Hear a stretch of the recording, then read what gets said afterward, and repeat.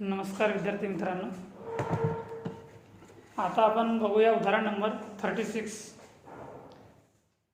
याच्या आधी आपण 33 उदाहरण बघितलेले आहोत. आता बघूया 36 जो तुम्हाला होमवर्कसाठी पाठवण्यात आलेला होता कॉलेज ग्रुपवर. बघा 36 उदाहरणामध्ये काय आपल्याला दिलेलं आहे. The following figures related to the costing of a Turfulline manufacturer in respect of a certain type of seed for a period of 3 months. 3 महिन्याचा आपल्याला याच्यात पिरियड्स दिलेला आहे. उदाहरण बघा. पर्टिक्युलर्स स्टॉक ऑफ मटेरियल 1 जानेवारी 2008 म्हणजेच तो तुमचा ओपनिंग स्टॉक ऑफ मटेरियल आहे. स्टॉक ऑफ मटेरियल 31 मार्च 2009 म्हणजेच तो तुमचा closing stock of raw material आहे. नंतर फॅक्टरी वेजेस दिलेला आहे, कंपनीतील मजुरी. Material purchase, sales, indirect expenses, completed stock 1 जानेवारी 2008 म्हणजेच opening stock of finished goods तो तुम्हाला नील दिलेला आहे. नंतर completed stock 31 March 2009 closing stock of finished goods सुद्धा तुम्हाला दिलेला आहे. बघा आता अदर इन्फॉर्मेशनमध्ये काय दिलेलं आहे. The number of seats manufactured during 3 months was 2200 and the price to be quoted for 648. म्हणजेच 2200 ची तुम्हाला कॉस्टशीट बनवायची आहे आणि 648 तुम्हाला टेंडर बनवायचं आहे. 648 seats in order to realize the same percentage of profit as for the period under review, assuming number alternation in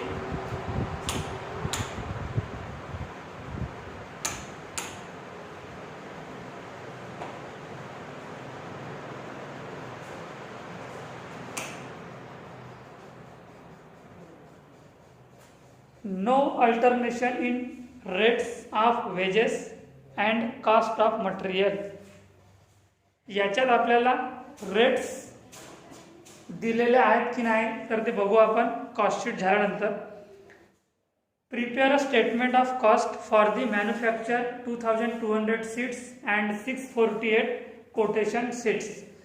2200 तुम्हाला कॉस्टशीट बनवायची आहे आणि 648 तुम्हाला कोटेशन बनवायचे आहे. जेव्हा टेंडर आपण सॉल्व्ह करू तेव्हा याच्यावर जास्त लक्ष केंद्रित करू. आता आपल्याला आधी कॉस्टशीटवर लक्ष केंद्रित करू, कारण की सुरुवातीला आपल्याला कॉस्टशीट तयार करावा लागतो आहे. तर आधी कॉस्टशीट तयार करू. लिहा cost statement. Cost statement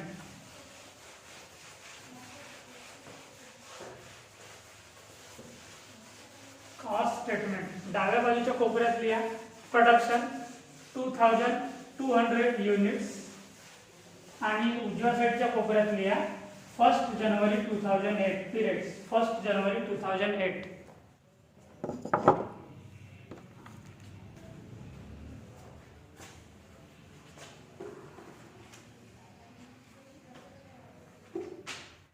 cost sheet.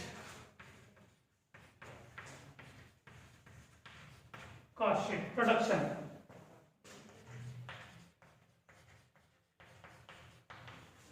production 2200 units and periods 3 months. 3 महिन्याचा तुम्हाला कॉस्टशीट दिलेला आहे.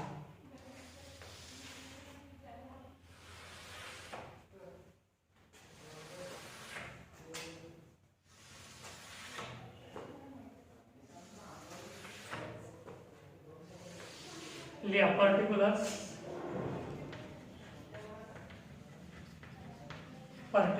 पर युनिट आणि total amount. Per units and total amounts.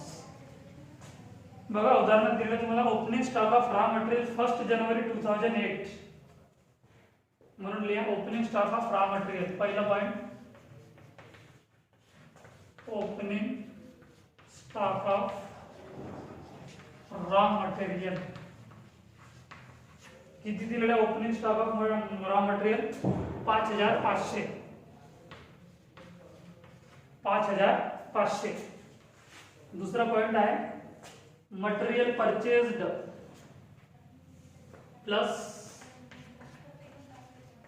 Material purchased. किती दिलेला मटेरियल परचेज्ड? 61,000. अजून या संदर्भात काही दिलेलं आहे का?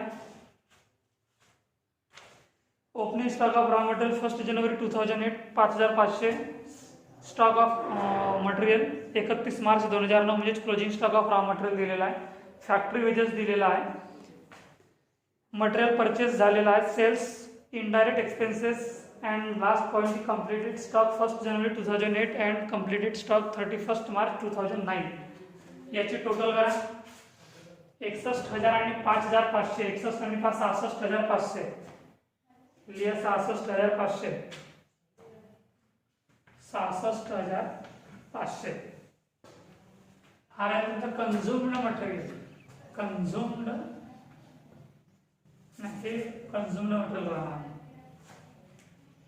क्लोजिंग स्टॉक मायनस झाल्यानंतर कन्झ्युम्ड मटेरियल राहणार. आता याच्यातून minus closing stock of raw material. Closing stock of raw material किती दिलेला? Closing stock of raw material 3,500. तर मायनस करा इथून 3,500. किती उरतील? 63,000. 63,000 हे राहणार तुमचं कन्झ्युम्ड मटेरियल. Consumed material. याच्यानंतर पॉइंट कोणता प्लस होईल? प्लस वेजेस, मजुरी. वेजेस किती दिलेला आहे? 83,000. आता कन्झ्युम्ड मटेरियल पासून तुम्हाला पर युनिट रेट्स काढायला लागतील, कारण की आता हे टोटल आपल्याला मायनस प्लस झालेलं आहे. Opening stock of raw material झालेला आहे, त्याच्यात प्लस मटेरियल परचेज झालेला आहे, त्याच्यामधून minus closing stock of raw material झालेला आहे. प्युअर कन्झ्युम्ड मटेरियल आपल्याला मिळालेलं आहे 63,000. आता 63,000च्या पर युनिट रेट्स किती राहील? 63,000 भागीला 2200. 28.64. 28.64. 28.64. हे कसं निघालं बघा? 63,000 भागीला 2200. आता वेजेसचं सुद्धा तसंच काढायचं आहे. 83,000 तुम्हाला दिलेली आहे रक्कम, म्हणजेच 83,000 भागीला 2200. 37.73. 37.73. याची टोटल करा. 63,000 प्लस 83,000 1,46,000. 1,46,000.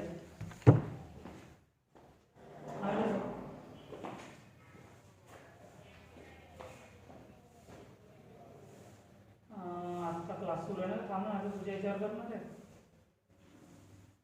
सुरू आहे क्लास. हो, आता मग थोडा वेळ थांब. हो, याची टोटल करा. 63,000 आणि 83,000 1,46,000. 1,46,000 आणि 28.64 प्लस 37.73 66.37. 66.37 हे राहणार तुमचं प्राइम कॉस्ट.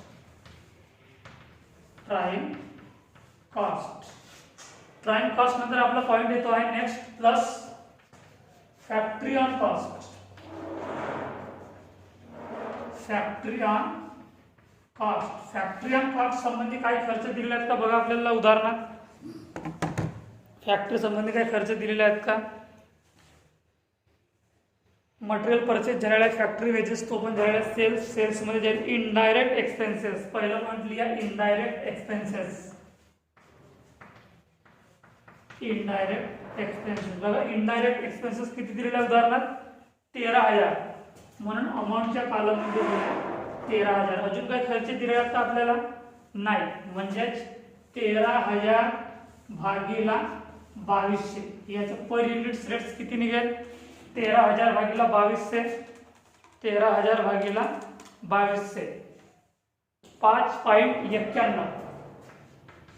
5.91 याची टोटल करा. 5.91 प्लस 66.37 72.28 72.28 आणि त्याची टोटल करा. 1,46,000 प्लस 13,000 1,59,000 1,59,000 हा राहणार तुमचं फॅक्टरी कॉस्ट किंवा work cost.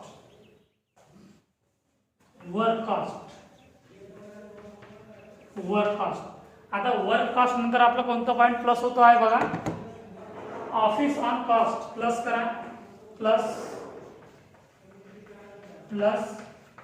Office on cost. Office on cost संबंधी काय दिलेलं आहे बघा. उदाहरणार्थ फॅक्टरी वेजेस झालेला आहे, मटेरियल परचेस झालेला आहे, सेल्स मध्ये जाणार आहे, इनडायरेक्ट एक्सपेन्सेस झालेला आहे. कम्प्लिटेड स्टॉक 31 जानेवारी 2008 म्हणजेच opening stock of finished goods तुम्हाला नील दिलेला आहे. पण completed stock 31 March 2009 closing stock of finished goods तुम्हाला 29,000 दिलेला आहे. म्हणजे याचं कॅल्क्युलेशन तुमचं होईल. पण ऑफिस संबंधी काही तुम्हाला दिलेलं नाही आहे, म्हणजेच डॅश राहिल्याचं आहे. आणि याची टोटल लाईन राहील 72.28 आणि 1,59,000 हा राहणार तुमचं ऑफिस कॉस्ट.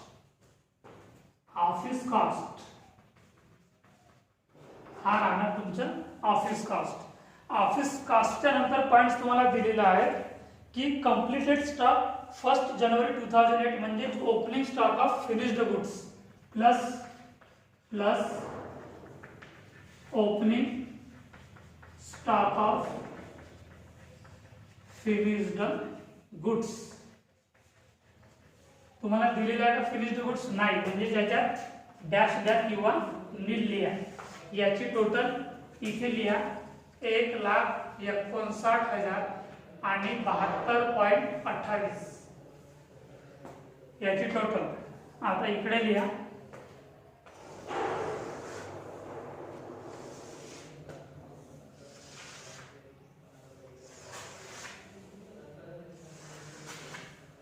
प्लस झालं opening stock of finished goods. आता minus closing stock of finished goods minus closing stock of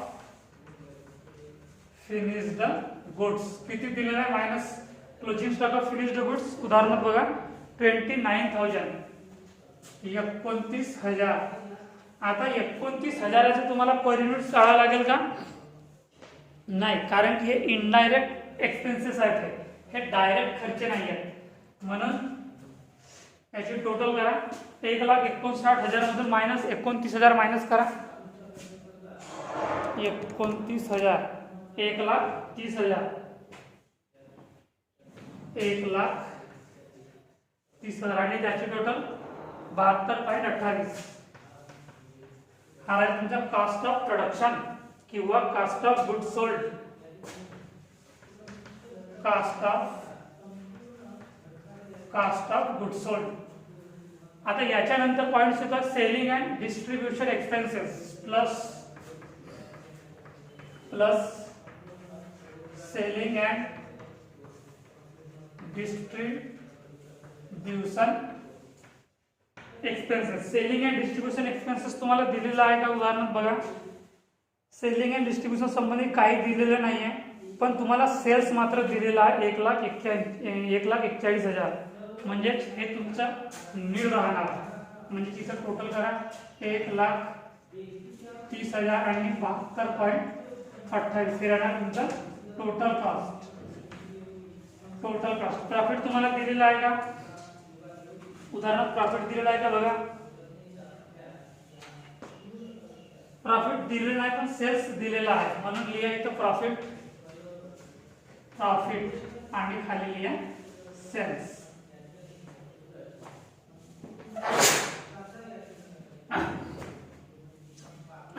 cells तुम्हाला दिलेला 1,41,000. 1,41,000. 1,41,000 तुम्हाला सेल्स दिलेला आहे आणि तुम्हाला युनिट्स म्हणजे प्रोडक्शनचे दिलेला 2200. तर याचा पर युनिट रेट सुद्धा निघेल 1,41,000 भागिला 2200. किती निघेल? 1,41,000 भागिला 2200 64.09. 64.9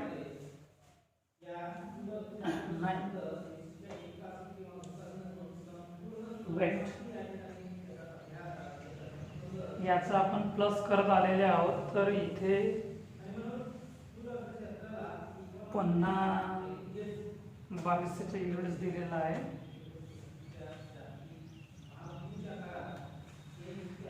बघा सेल्स तुम्हाला दिलेला 1,41,000. याचा पर युनिट्स इथे तुमचं ते मायनस मध्ये जाईल म्हणजे हे चुकीची मेथड राहणार आहे. 1,41,000 भागिला 2,200 64.09 चुकीचं. सेल्स 1,41,000. आता 1,41,000 मधून मायनस करा 1,30,000 किती उरतील? 11,000 उरतील. बरोबर आहे. म्हणजे प्रॉफिट राहणार आहे 11,000. आता 11,000 भागिला 2,200. 11,000 भागिला 2,200 म्हणजेच 5. 4.99 म्हणजे 5 येईल. 11,000 भागिला 2,200 म्हणजेच 5 रुपये पर युनिट्स निघालेला आहे. 72.28 अधिक 5 म्हणजे 77.28. 77.28 हे झालं तुमचं सेल्स. समजलं कशा प्रकारे कॉस्टशीट बनलेली आहे? सरळ आहे. याच्या आधी आपण खूप सारे कॉस्टशीट तयार केलेले आहोत. त्याच प्रकारची कॉस्टशीट आहे. हे लिहून घ्यायचे आहे आणि याच उदाहरणाची आपण आता टेंडर बघू लगेच.